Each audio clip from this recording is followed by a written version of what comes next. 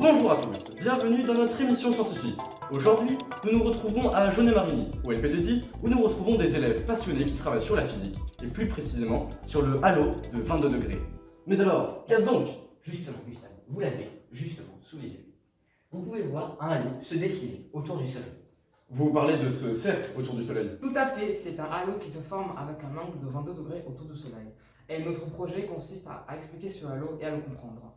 C'est un sujet super intéressant, donc je suppose que ça se comporte un petit peu comme avec les arcs-en-ciel, avec des gouttes d'eau qui réfractent la lumière.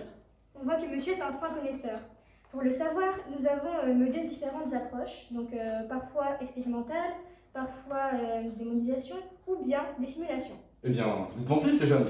Eh bien, pour cela, nous avons essayé de recréer le halo au lycée, ce qui est bien plus pratique pour l'étudier. Pour cela, nous avons utilisé des microbilles de verre transparentes et sphériques que nous sommes venus disposer dans un bac d'eau. Nous avons ensuite une source de lumière juste derrière. Nous avons fait varier cette quantité de microbilles de verre sphériques, mais rien n'y fait, nous n'observons absolument rien. Et finalement, ce n'est pas si étonnant que cela. En réalité, les objets que nous cherchons ne sont pas des gouttes d'eau sphériques, mais des cristaux de glace. Mais comment savez-vous cela? Eh bien, vous savez très bien que l'arc-en-ciel s'observe dans son dos par rapport au Soleil, ce qui n'est pas le cas du halo. De plus, le halo s'observe par un temps sec. C'est pour cela que vous avez alors pensé aux cristaux de glace, n'est-ce pas? Tout à fait, mais pas avec des formes sphériques, vu que ça reviendrait à étudier l'arc-en-ciel, mais avec des formes hexagonales, puisque c'est sous cette forme que l'eau se cristallise. D'accord, et avez-vous trouvé quelque chose de particulier? Alors là, vous entrez dans le vif du sujet. Nous avons donc essayé de refaire des cristaux hexagonaux pour étudier le comportement de la lumière quand elle les traverse. Mais malheureusement, cela n'a pas marché, car nos glaçons étaient beaucoup trop opaques. Du coup, nous avons utilisé un pot en verre hexagonal que nous avons rempli d'eau pour étudier la déviation de nos rayons en fonction de l'angle d'incidence. Mais alors, avez-vous remarqué quelque chose de particulier? Eh bien oui, regardez. Selon la façon dont le rayon frappe le récipient et son angle d'incidence, soit le rayon est dévié, soit il n'est pas dévié. Et voici comment varie l'angle de déviation en fonction de l'angle d'incidence. Formidable, et je vois très bien ce que vous voulez dire, mais c'est un petit peu léger pour expliquer l'angle de 22 degrés, non?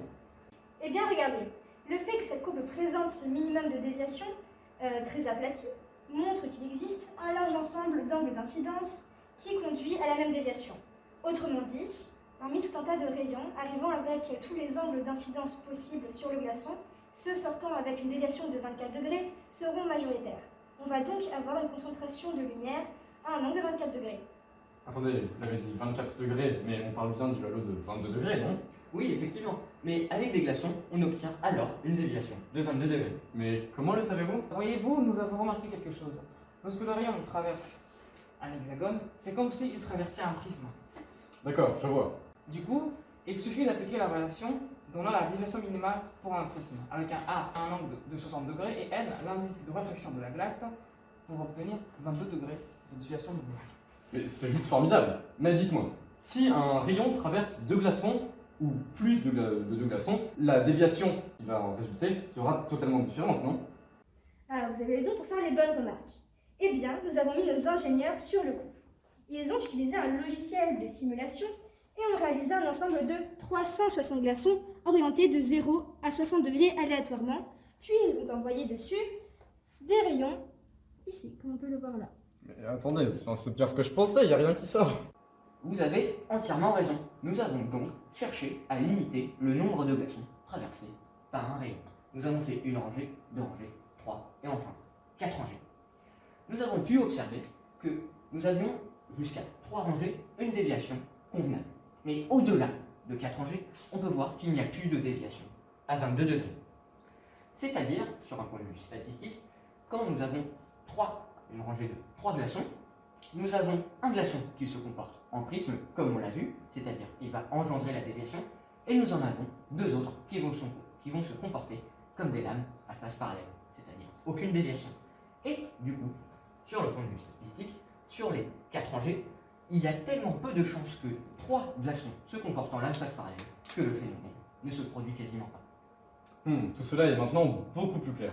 Alors, je vous invite à lire notre mémoire. D'une part, vous aurez accès à vos réponses, et d'autre part, vous aurez accès à d'autres études sur la réfraction. Pas seulement dans le domaine optique, mais aussi dans le domaine mécanique. Eh bien, c'est ce que je ferai avec plaisir. Quant à nous, cette émission est terminée. Je vous remercie infiniment, et je vous dis à la prochaine.